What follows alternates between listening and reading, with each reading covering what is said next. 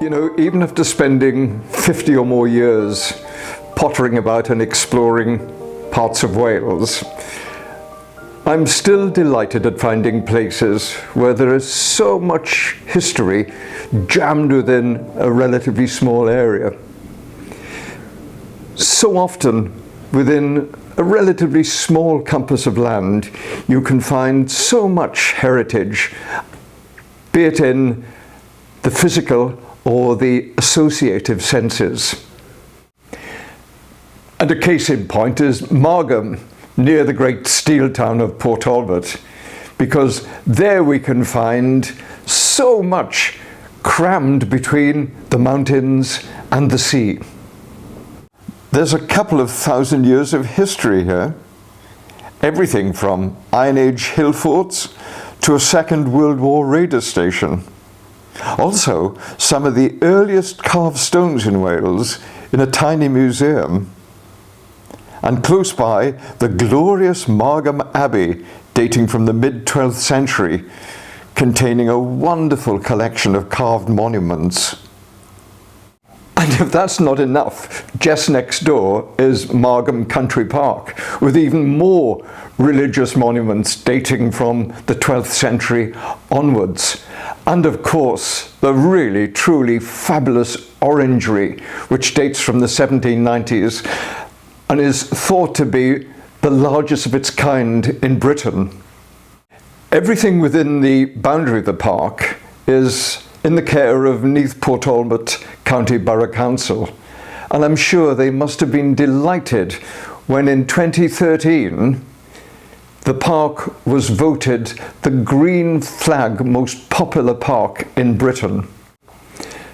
Dominating the park is the huge Tudor Gothic mansion that dates from the 1830s, and it sits on a low rise above the park itself with a backdrop of the wooded mountains, commanding really terrific views of the coastline and the, goodness me, economically important steelworks at Port Talbot.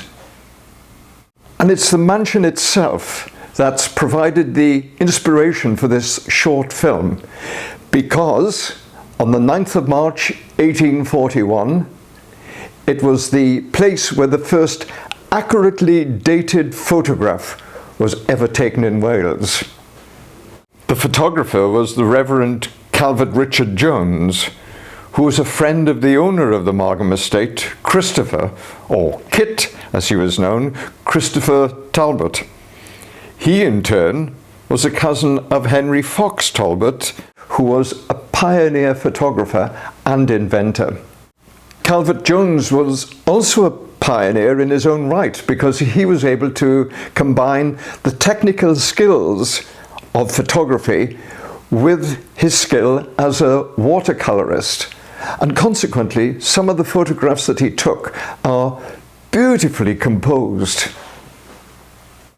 Margam Castle is a marvellous hodgepodge of various styles. Indeed, it's been described as an architectural extravaganza. It was built between 1830 and 1835, and it features in so many of those early photographs. Photographs today are so commonplace, well, we barely give them a second thought. I did, however, check online, and I found a source which said that 1.8 billion photographs are uploaded every single day. Of course, that doesn't take into account the ones that were actually taken. So, given our familiarity with the photographic image, it is perhaps understandable if we forget about just how important that first photograph was in March 1841.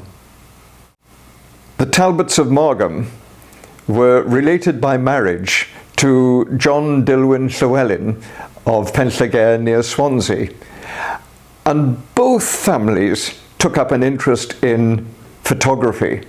And in fact, it was at Penllygare that the first photograph of the moon was taken through a telescope in 1851. For her 16th birthday, Teresa Dilwyn Llywelyn was presented with a complete equatorial observatory built in the grounds of the mansion. Of course, then, it was really only the wealthy families who had the time and money to indulge in such hobbies as photography. And it was in his later life that Robert Thompson Crawshay of Cyfarthfa Castle in Merthyr Tydfil turned his attention to photography, and for about 20 years produced a series of images of his family, especially his daughter Rose Harriet Crawshay. She was nicknamed Trotty, and of course many other groups and individuals. For those of us interested in industrial history, he photographed the abandoned Penydarren ironworks in the 1870s, and the detail of that image is just absolutely astonishing. As the 19th century progressed, so more people became involved with photography, and a number of studios started to be opened up across the length and breadth of Wales.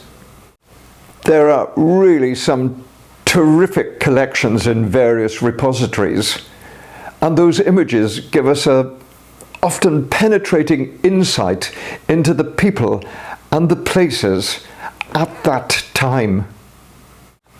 One of my favourite collections is that of William Clayton, who was a commercial photographer in the 1860s and had a studio in Iron Street, Tredegar.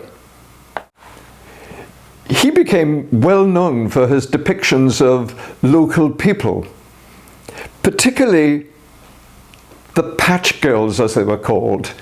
These were the women who worked in the open cast coal and ironstone mines and limestone quarries in and around Tredegar. This photograph of a young woman has long captured my attention because I think it says so much. Hers was incredibly tough and potentially brutalizing work, yet nevertheless I feel there's a sense of femininity and dignity about her.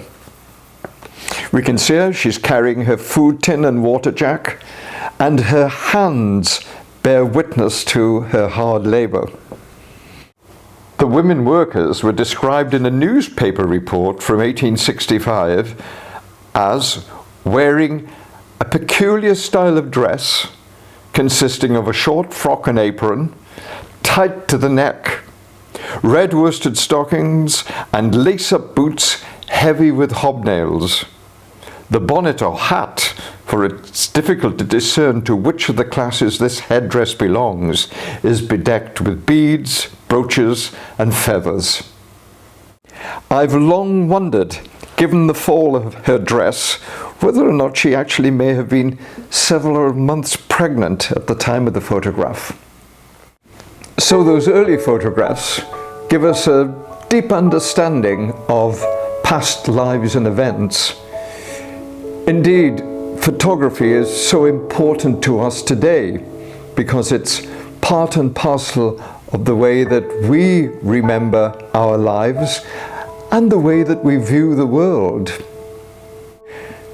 Of course, photographs are so important because they help ameliorate the frailty and fragility of our memories. So perhaps it is true that pictures, in certain circumstances, can indeed say 1,000 words.